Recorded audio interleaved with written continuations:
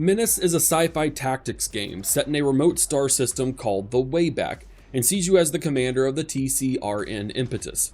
Stranded in this system, you will need to take on operations to gain the trust of the factions vying for control across these planets, equipping and upgrading your squads with gear and weapons relevant to the objective.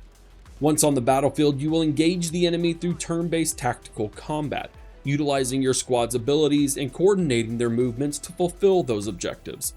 The system-wide strategic layer is not present in this demo, but in this video, we'll walk you through squad management, an overview of the operations you'll be engaged in, and finally, a dive planet side to provide you with the basics of combat, with the hope that your squads will make it out alive to fight the next mission. And if you prefer to check out a written guide, there's a link in the description to that version on Steam. Let's get into it. It can be tempting to dive right into an operation, but first, we're going to equip our squads. Each squad is led by a squad leader who has their own stats and promotions that allow them to be optimized for specific weapons, accessories, and playstyles. Taking a look at Edwin Pike, we can see he starts with the Stalwart promotion, which means he never flees, and has a different set of morale stances compared to the standard squad. Since we have 60 promotion points available to start, let's use some, and lean into his squad's toughness and give him Die Hard, further reducing incoming damage should he get in a really tight spot and lose too much health.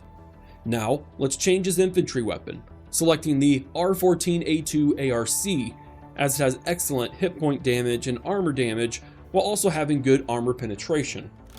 Next, we're going to max out the number of squad members, called squaddies, to 8. Noting that with each squaddie we add, it increases the logistics cost as we equip each one with the ARC assault rifle. Let's rename our squaddies by selecting the squaddie's icon in a vain attempt at emotional attachment to keep them alive. It's worth noting that squaddies are not an unlimited resource. When the game releases, you'll have to find a few ways in which to recruit more on the strategic layer, but they're not easily replenished. In the demo, you have a limited amount to take you through any given operation. We can also equip one of our squaddies with an infantry special weapon, and we'll rock with the CMG-50 medium machine gun, as it has great suppression qualities due to the significant rate of fire, something we'll address in the combat section later on. Considering that we're pretty much making Pike into a mobile tanky unit, let's also equip his squad with the Class 4 improved small arms protective plating for its high armor value. Lastly, with 2 accessory slots, let's add some grenades for explosive fun and combat drugs to keep them going even when the going gets tough. This is an expensive squad in terms of logistics, but it'll be worth it to make him essentially unstoppable. With similar considerations in mind, I've gone ahead and equipped our other infantry squads.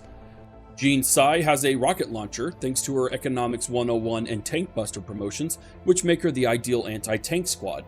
Cody Greffinger is our short-range, high-suppression specialist. And finally, Renu Riwa, who is a bit different because she's a pilot, is coming in with an AATV, where I've opted for the heavy machine gun mounted on top.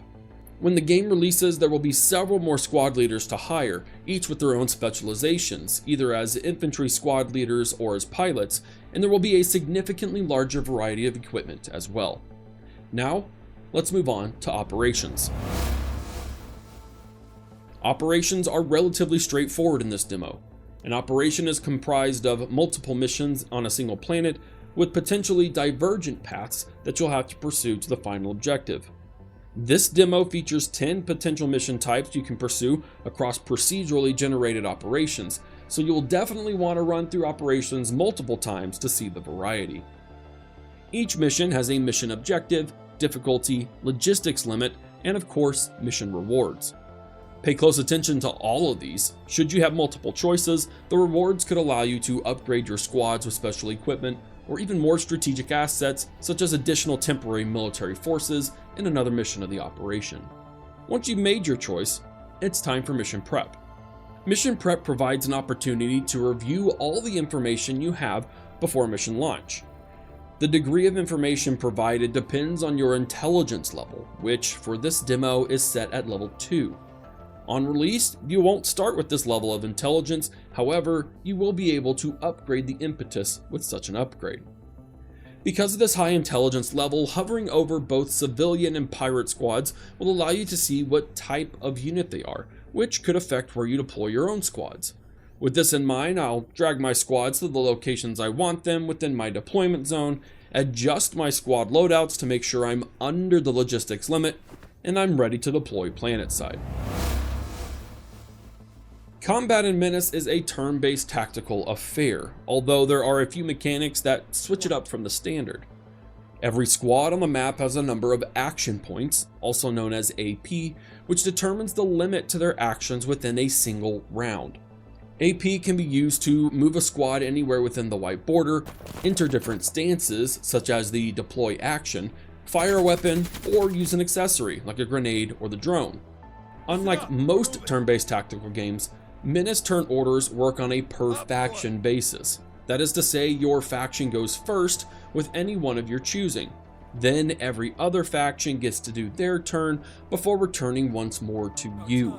The cycle continues until all factions have their actions across all their squads within a single round. This means you may see several pirate units moving at the end of a round if they outnumber you. It's worth keeping in mind that once you've started using a squad's AP, you have to continue to use that squad's actions, meaning you cannot partially use AP, switch to a new squad, and then return to do something else. If a squad has AP left, it will not be carried over to the next round. There is also no initiative mechanic when determining who goes next in your faction. This means that a squad can move last in one round, then first in the next, providing you with a chance to react appropriately against enemy threats that unveil themselves, or as a way to capitalize on a current situation that arose between rounds. Ambushes are common in Menace as the fog of war hides enemy positions. We'll want to consider using cover, indicated by the partial to full shield icons, which will minimize the accuracy and damage of any incoming attacks. Units left out in the open are prime targets, and should you ever have to cross such open spaces, it may be worth using the deploy button to get low as a form of cover, but to also increase your own squad's accuracy and be able to use most special infantry weapons. After a few rounds of maneuvering from cover to cover, it's time to finally engage the enemy. Combat itself is a deeply tactical mechanic, and before we simply try to attack the first thing we see, let's hover over our weapon to see the weapon tooltip and get a reminder of its optimal use case. Here, we gain an overview of the weapon's abilities, including various shot types and a list of weapon statistics such as range, damage, and armor penetration. But most importantly, right now, let's focus on the graph at the bottom. This graph shows you an accuracy to hit point damage ratio over distance, which shows us how accurate the weapon is and how much damage the weapon does depending on how many tiles away the target is. There is an optimal tile range for both to consider, and considering that there's a limited amount of ammo for your squads, it might not be worth the spray and pray just because you can see something. You will also want to explore the various attack options available with most weapons. Since each bullet is calculated separately in Menace, the Arc Assault Rifle could deal 12 hit point damage times 3 shots per attack times 8 squaddies. In a perfect world, that's over 280 damage to a single squad in a single attack. Now we're ready for actual combat, and hovering over the enemy with our desired shot brings up another tooltip that provides the accuracy, armor penetration, and suppression chances that the attack will have, as well as the current level of suppression, armor, and health left on the enemy squad. Suppression is a key mechanic in battlefield control, and is represented by the yellow bar above a squad. As suppression increases, a squad will see a reduced amount of AP, lower accuracy, and eventually become pinned down, where they cannot use their actions at all until they recover. Different weapons can lay down suppression more heavily, with shots that hit causing maximum suppression, shots that miss but land in the attacking tile causing reduced suppression, and shots that land in an adjacent tile causing further reduced suppression. Let's take a moment to get an idea on what this looks like in real time.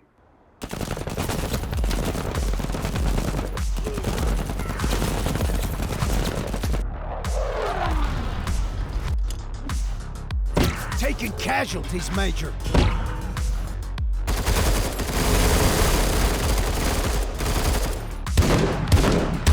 She was cheap.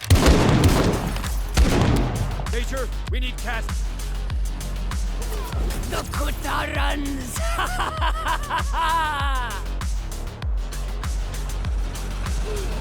Good job, Marines. Let's take it home. Once you've completed the mission, you'll choose your reward, equip or upgrade your squad, including filling in any positions for any squaddies you may have lost, and it's on to the next mission. We hope this gives you an idea of what to expect when you dive into the Menace demo. Be sure to check it out on Steam, and don't forget to wishlist the game as well. And again, if you prefer a written guide, check the link in the description. Thank you for watching, and enjoy your time with Menace.